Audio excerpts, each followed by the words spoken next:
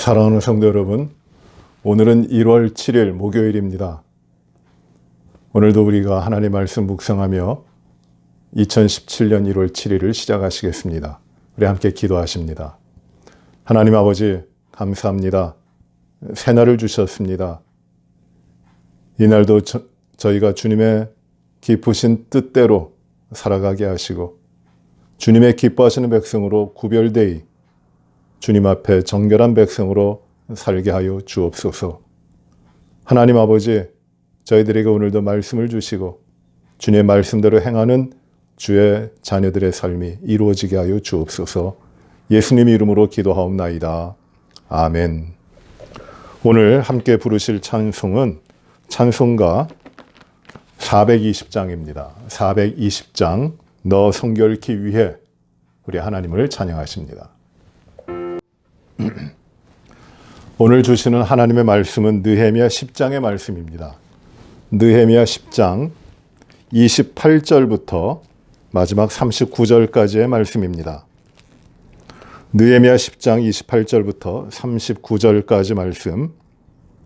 그 남은 백성과 제사장들과 레위 사람들과 문지기들과 노래하는 자들과 느디님 사람들과 및 이방 사람과 절교하고 하나님의 율법을 준행하는 모든 자와 그들의 아내와 그들의 자녀들 곧 지식과 총명이 있는 자들은 다 그들의 형제 귀족들을 따라 저주로 맹세하기를 우리가 하나님의 종 모세를 통하여 주신 하나님의 율법을 따라 우리 주 여호와의 모든 계명과 규례와 율례를 지켜 행하여 우리의 딸들을 이 땅 백성에게 주지 아니하고 우리의 아들들을 위하여 그들의 딸들을 데려오지 아니하며 혹시 이 땅 백성이 안식일에 물품이나 온갖 곡물을 가져다가 팔려고 할지라도 우리가 안식일이나 성일에는 그들에게서 사지 않겠고 일곱째 해마다 땅을 쉬게 하고 모든 빚을 탕감하리라 하였고 또 우리가 또 스스로 규례를 정하기를 해마다 각기 세겔의 3분의 1을 수납하여 하나님의 전을 위하여 쓰게 하되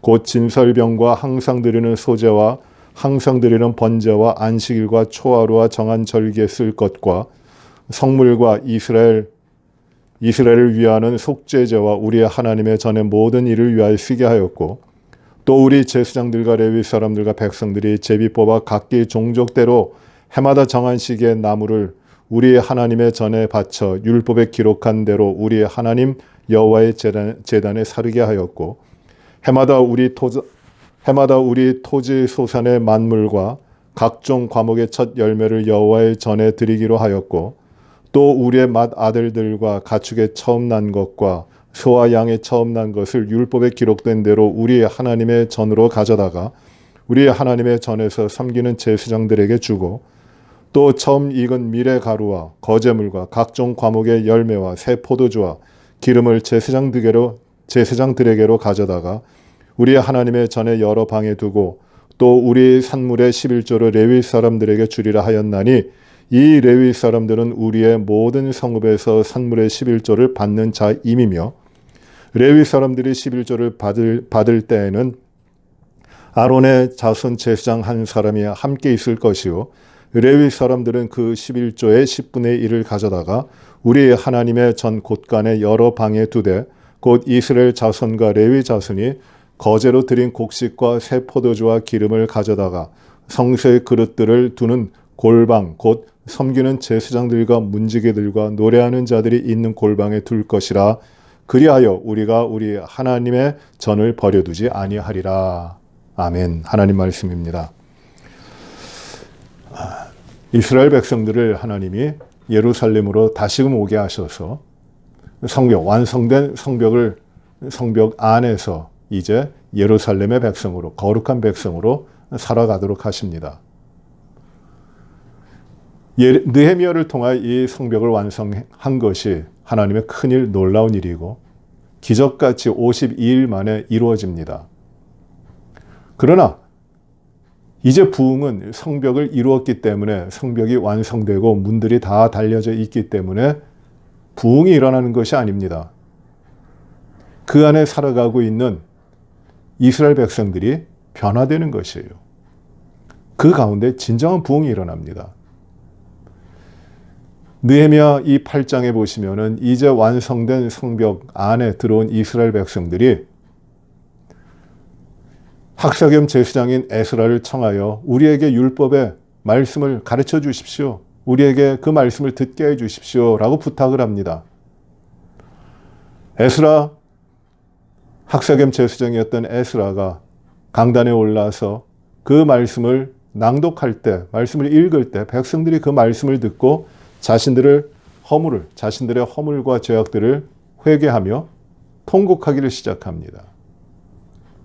총독 느헤미야와 그리고 레위 사람들이 그 통곡하는 백성들에게 이날은 여호와의 성일, 기쁜 날이다. 울지 말라 라고 합니다. 여호와 하나님을 즐거워하고 하나님을 기뻐하는 것이 우리의 힘이다 라고 말을 합니다. 그리고 백성들은 하나님의 말씀을 듣습니다. 그리고 회개합니다. 그리고 이날이 7월 7번째 달의 첫날이었는데 그 다음날 두 번째 날에도 이스라엘 백성들이 모여서 우리에게 말씀을 가르쳐달라고, 말씀을 읽어달라고 우리가 듣겠습니다 라고 말합니다. 그래야 에스라가 말씀을 읽는데 하나님의 말씀이 초막절에 대한 말씀을 하시게 됩니다. 그때가 초막절 절기입니다. 이때가 초막절의 절기입니다. 7번째 달이. 하나님께서 지키라고 명령하신 이 초막절인데 그 말씀을 듣고 이스라엘 백성들이 우리가 하나님의 말씀대로 이 절기, 초막절을 지키겠습니다. 라고 합니다. 그리하여 집 앞과 광장과 성전 뜰과 이 모든 것에 장막을 짓고 나무를 가져다가 장막을 짓고 그 안에 들어가 살면서 하나님 말씀하신 대로 초막절을 지킵니다.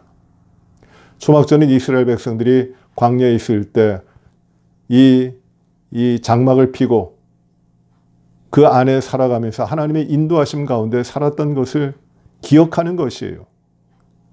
모든 삶은 하나님이 인도하시는 것이다. 우리는 하나님의 백성이다. 그것을 기억하고 하나님을 영화롭게 하는 그 절기가 바로 초막절입니다. 이렇게 초막절을 7일 동안 지키게 됩니다. 초막절의 시작은 7번째 달 15일입니다. 그리고 22일까지 7일 동안 초막절을 지키고 그 다음날을 성회로 모입니다.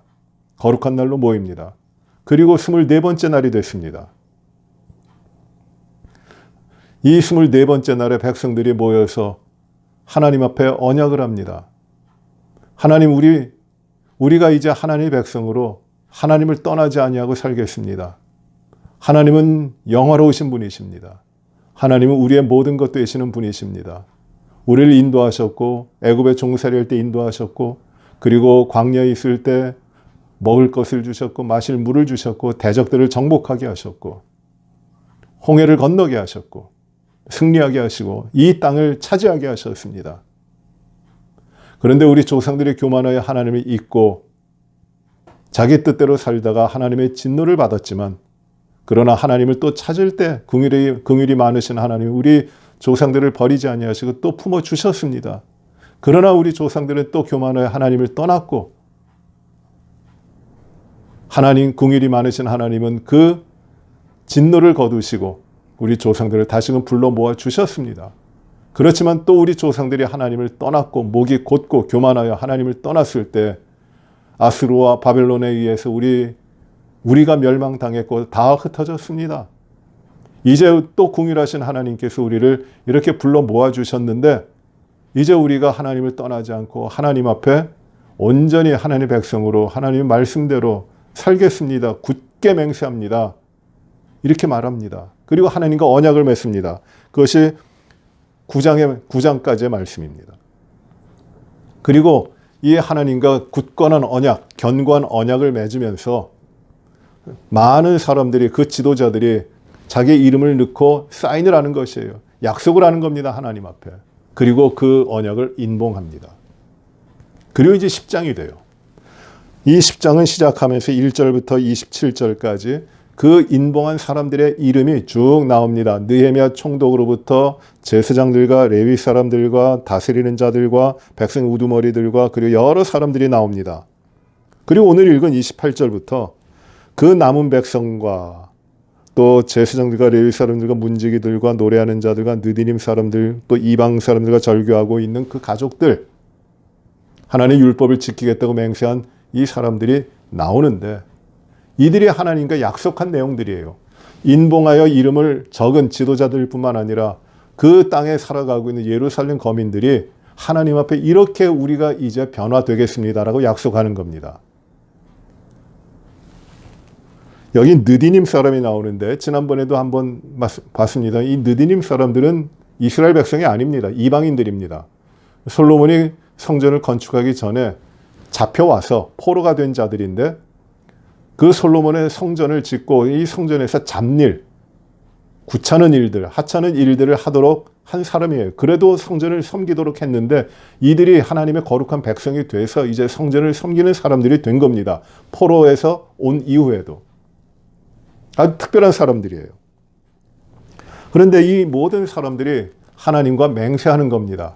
어떤 맹세를 하냐 하면 29절에 다 그들의 형제 귀족들을 따라 저주로 맹세하기를 하고 말합니다. 저주로 맹세합니다. 이제 우리가 맹세하는데 이 맹세하고 약속한 것을 지키지 않으면 저주를 받을 것입니다 라고 맹세하는 것이에요.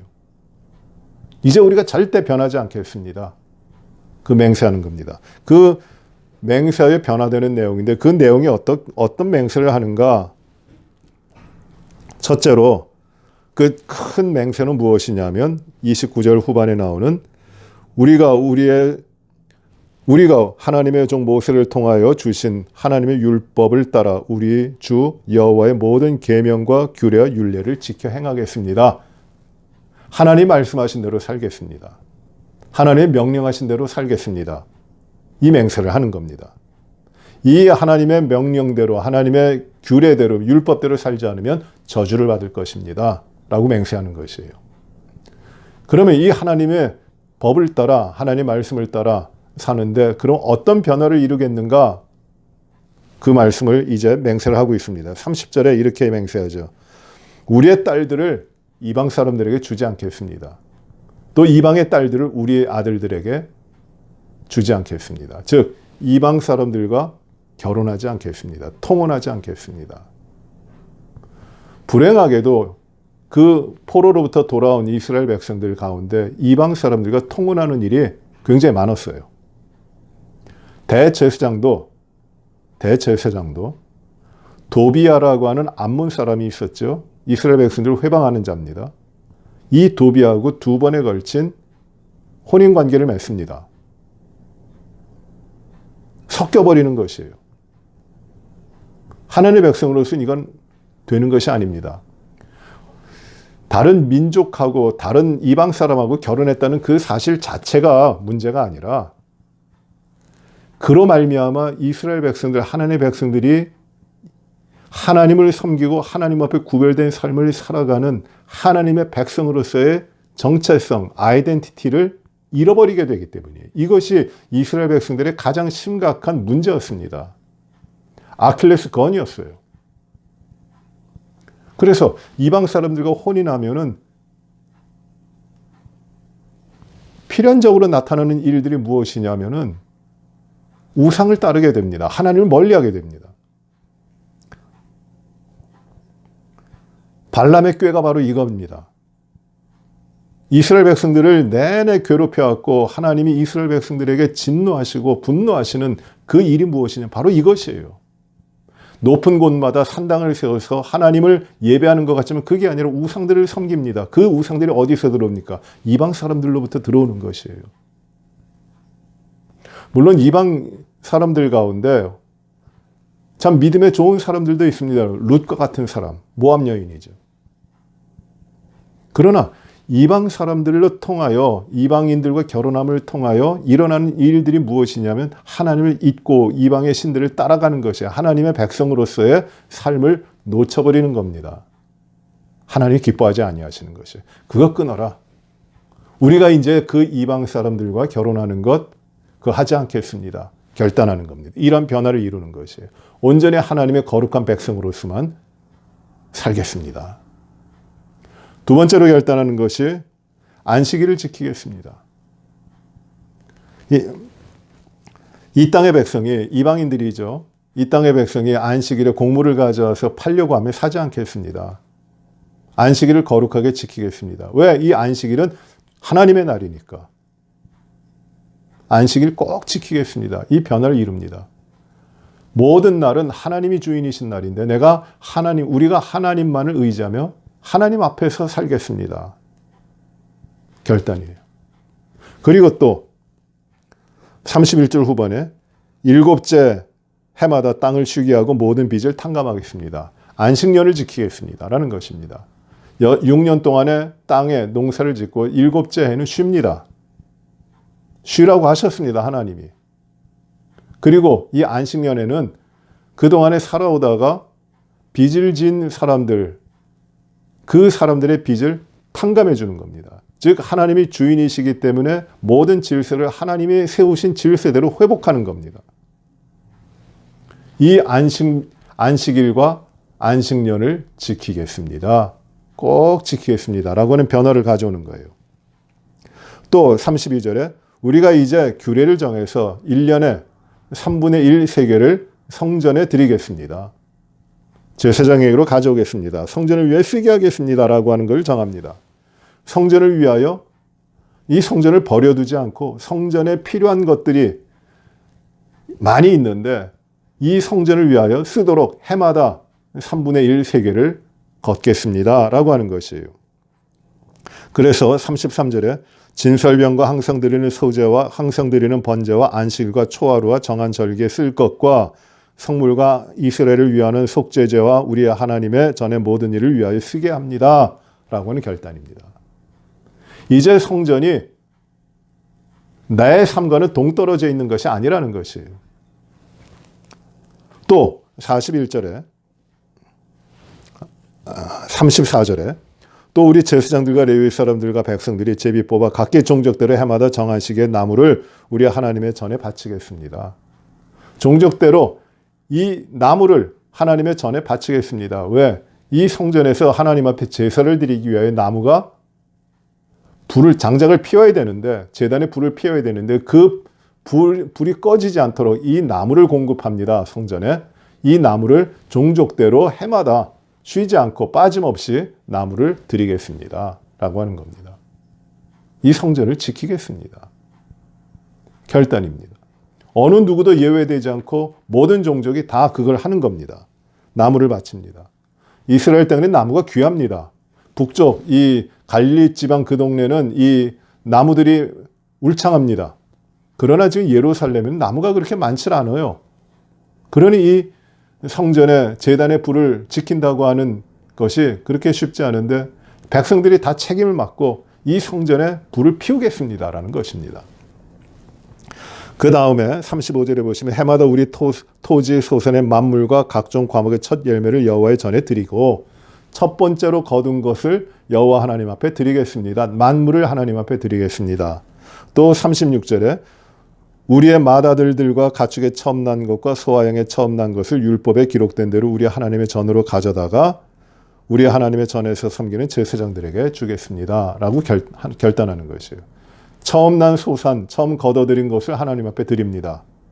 그리고 맏아들, 양과 소의 처음 난 새끼들, 그것을 하나님 앞에 드리겠습니다. 라는 겁니다. 장자, 처음 난 아들, 처음 난 새끼들은 하나님의 것입니다. 왜냐하면 하나님께서 이스라엘 백성들이 아직 종살이하고 있을 때, 애굽에 종살이하고 있을 때 10가지 재앙을 내리시는데 그 마지막 재앙이 무엇이냐면 애굽에 있는 모든 장자들을 치시는 겁니다. 처음 난 것들을 죽이시는 겁니다. 사람의 장자들만 죽는 것이 아니에요. 짐승들의 처음 난 것들도 죽임을 당합니다. 이거 엄청난 심판입니다. 즉 심판당하지 않는, 죽임을 면하는 가정에 아무 데도 없는 것이에요. 다 죽습니다. 처음 난 것들은 다 죽어요. 장자들이 다 죽어요. 그런데 하나님께서는 6월절에 어린 양을 잡아서 그 피로 말미암아 이스라엘 백성들에게는 그 장자들의 처음 난 것의 죽임이 면하여졌습니다. 장자가 죽어야 되는데 그 죽음이 면하여지고 죽지 않았어요. 하나님이 살리신 겁니다. 그래서 하나님이 이렇게 말씀하세요. 장자는 내 것이다. 나에게로 드려라. 그래 하나님은 장자는 내 것이라고 말씀하시는 겁니다. 여러분 레위 사람들이 왜 이 땅에 기업이 없습니까? 왜 다른 것 하지 않고 생업을 가지지 않고 왜 하나님의 성전을 섬기는 일을 합니까? 장자가 다 그 열 번째 재앙에서 다 장자가 죽는데 하나님이 살리셨잖아요. 근데 그들을 하나님이 불러서 그 모든 장자들 하나님을 섬기는 자로 삼고자 하시는 것이 아니라 그 장자들 살아남은 죽지 않은 장자들의 수하고 12지파 가운데 그 수를 따져보니까 레위 지파의 수가 비슷한 거예요. 그래서 하나님께서는 각 집안마다의 장자들을 내 것이다 하지 않고 그 대신 레위 지파의 사람들을 이 레위 지파는 이 땅에 기업을 가지지 않고 하나님이 기업이 되시며 하나님의 전을 위하여 섬기는 자들이 되도록 하신 겁니다. 바꾸신 것이에요. 그래 레위 지파가 하나님만을 섬기는 이 제사를 모시는 성전에 섬기는 자들이 된 겁니다.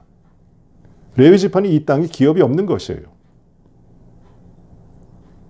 그래서 이스라엘 백성들은 장제를 하나님 앞에 가져옵니다. 하나님 앞에 드리는 것입니다. 왜? 하나님이 주인이시니까. 그래 처음 난 것뿐만 아니라 장자와 처음 난 가축의 모든 것들을 다 하나님 앞에 가져옵니다. 그리고 또 가져오는 것이 무엇이냐면 산물에 11조를 가져오도록 합니다. 우리가 하나님 앞에 11조를 드리겠습니다. 라고 하는 것이에요. 그래서 모든 것의 11조를 레위 사람들에게 주리라고 결단합니다. 이것도 하나님의 명령입니다. 11조. 이 11조를 드리는 것이 모든 것이 하나님의 것이지만 하나님 모든 것을 다 가져오라고 하지 않으셔서 그 가운데 10분의 1을 가져오라고 하신 것이거든요. 이게 11조입니다. 이 11조를 드린다고 하는 것은 우리의 모든 것을 하나님 앞에 드린다는 것이에요. 이건 매우 귀중한 겁니다. 11조가 어떤 양의 문제가 아니라 정확하게 이 하나님 앞에 이 11조를 가져와서 나의 모든 것이 하나님께서 나에게 주신 것이고 내가 이 모든 것을 하나님 앞에 드린다는 것이에요. 이걸 철저하게 하겠습니다. 라고 하는 결단입니다. 이 11조가 레위 사람들에게 주어지는데 레위 사람들이 이 땅에 기업이 없이 이 레위 사람들이 이 백성들이 가져온 11조를 가지고 삽니다. 이전에 그 스룹바벨 시대에 귀환을 했죠. 그리고 에스라가 인도에서 2차 귀환을 합니다. 그리고 부흥이 잠깐 일어났다가 또 무너져요. 그것이 반복됩니다. 안타깝지만 반복됩니다. 어떤 일이 중요한 이유냐면 그 성전에서 예배를 드리고 해야 되는데 이 성전에서 섬기는 제사장과 레위 사람들이 이 땅에서 살아갈 방도가 없는 것이에요. 11조를 가져와야 되는데 그리하여 하나님을 기쁘시게 할 뿐만 아니라 그 11조를 통하여 성전을 섬기는 이 제사장들과 레위 사람들이 살아가야 되는데 그것이 없으니까 이 레위 사람들이 뿔뿔이 다 흩어져 가는 겁니다. 살 길을 찾기 위하여. 그러니 성전은 다시금 지었지만 무너져 내리고 비어버리는 것이에요. 이건 아니다. 우리가 이제 철저하게 하나님 앞에 11조를 드리겠습니다. 그래야 온전한 부흥을 이룹니다. 이 변화가 되는 것이에요. 그리고 가져온 11조를 가지고 또 여호와의 성전의 곳간에 채우고 방에 채우고 그리고 레위 사람들에게 가져온 11조를 또 레위 사람들은 그 가운데 11조를 10분의 1 하나님의 전에 드려서 하나님 전에 쓰도록 합니다. 그리하여 39절 마지막에 이렇게 하죠. 그리하여 우리가 우리 하나님의 전을 버려두지 아니하겠습니다. 우리가 이제 하나님의 전을 멀리하지 않고 하나님의 전이 퇴락되도록 하지 않고 언제나 그 하나님의 전에서 하나님을 향한 예배가 드려지고 제사가 드려지고 하나님께 영광이 돌려지고 하나님의 기쁨이 나타나는 우리가 언제나 이 하나님의 전 중심으로 살아가는 이 하나님의 전에서 온전한 예배와 섬김이 이루어지도록 우리가 최선을 다하겠습니다. 우리의 모든 것을 다하겠습니다. 라고 하는 이 결단과 변화를 이루는 것입니다. 느헤미야를 통하여 성벽을 완성하면 모든 부흥과 변화가 이루어질까요? 그렇지 않아요. 성벽이 이루어지는 것보다 그것을 통하여 이제 하나님께서는 모든 백성들의 마음의 변화가 이루어지고, 그리고 그것으로 또 끝나는 것이 아니라 그들의 삶에, 모든 백성들의 삶에 구체적인 변화가 이루어지도록 하시는 겁니다. 이게 참된 부흥이에요. 생각만으로 이루어진 것이 아니라 그 생각의 변화뿐만 아니라 실제 삶의 변화가 이루어지는 겁니다. 내가 이렇게 회개합니다 라고 하는 기도만이 아니라 그 회개의 삶으로 일어나는 구체적인 삶의 변화가 있어야 하는 것이에요. 여기에 부흥이 있습니다. 부흥이라고 하는 것, 그것은 무엇이냐면 부활과도 같은 것이에요. 죽음에서 사는 것입니다. 하나님이 하셔요. 또 이 부흥이라고 하는 것은 relocation입니다. 잃어버렸던 것이 자리를 잡는 것이에요. 하나님의 백성이 하나님을 경배하며 하나님 앞에 살아갔던 삶을 잃어버렸는데 이제는 이 삶으로 살겠습니다. 다시는 그 안에 세우는 것이에요. 하나님 안에. 이게 부흥이에요. 느헤미야를 통해 이루신 성벽의 완성이 이제 참된 삶의 변화로 일어나는 부흥으로 이어지는 겁니다. 이것이 이스라엘 백성들의 삶이에요. 오늘 우리가 이 말씀 묵상하면서 우리에게 참된 부흥이 일어나게 해주십시오. 2021년 우리들의 삶은 또 한 번 열심히 있었다 또 넘어지고 부서지고 하는 이런 롤러코스터 타는 이런 기복적인 삶이 아니라 오직 하나님의 말씀으로 우리가 마음이 뜨거워지고 우리들의 삶이 하나님 앞에 모아지며 하나님 앞에 우리가 허물과 죄악과 잘못된 것을 고치고 회개하며 우리가 하나님 앞에 헌신할 뿐만 아니라 우리의 삶이 그 하나님 앞에 드리는 헌신대로 변화되어 나가는 겁니다. 잘못된 거 고치는 겁니다. 구체적으로 삶의 변화가 이루어지는 것이에요. 이것이 부흥입니다. 우리의 모든 삶이 우리가 하나님이 기뻐하지 아니하시는 것들이 다 내려지고 하나님이 기뻐하시는 참된 거룩한 백성으로서의 삶으로 나아가는 이 부흥의 삶이 2021년 우리들의 모든 삶에 이루어져야 합니다. 하나님이 그것을 기뻐하십니다. 거룩한 백성으로서 하나님의 구별하신 자녀로서 우리의 삶이 거룩한 삶으로 변화되고 그 변화가 우리의 구체적인 삶 가운데 이루어져 나가는 이 한 해의 삶이 되시기를 간절히 바랍니다. 기도하십시다. 은혜로우신 아버지 하나님, 오늘도 말씀을 통하여 참된 부흥, 우리에게 주실 부흥, 우리가 이루어 나가야 할 부흥이 무엇인가를 또 깨닫게 하여 주셨습니다. 참 감사합니다. 생각으로만 되어지는 것이 아니라 하나님 말씀을 받고 우리의 심령이 뜨거워져 하나님 앞에 영광된 삶으로 살고자 결단하고 구체적으로 우리들의 삶에 허물되었던 면들을 회개하고 그리고 모든 면에서의 변화를 이룰 수 있도록 그리하여 참된 부흥이 우리 가운데 이루어지도록 인도하여 주옵소서. 생각만으로 되는 것이 아니라 구체적인 변화가 되게 하여 주시옵소서. 우리의 삶이 온전히 하나님이 기뻐하시는 구별된 삶, 영광된 삶으로 이 한 해 나아가도록 인도하여 주시옵소서. 모든 영광을 하나님 앞에 올립니다. 도와주시옵소서.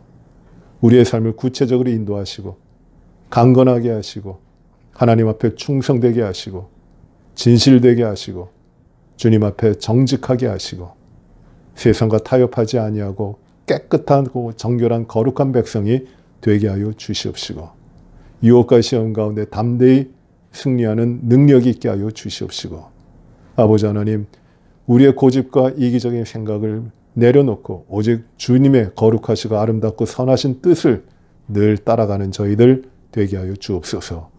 우리 교회 모든 성도들의 삶이 주님의 뜻 가운데 아름다운 삶으로 늘 나아가도록 축복하시고 우리의 가정과 우리의 자녀, 우리의 생업과 일터에 주님의 기뻐하시는 뜻을 구체적으로 이루어가도록 인도하여 주옵소서.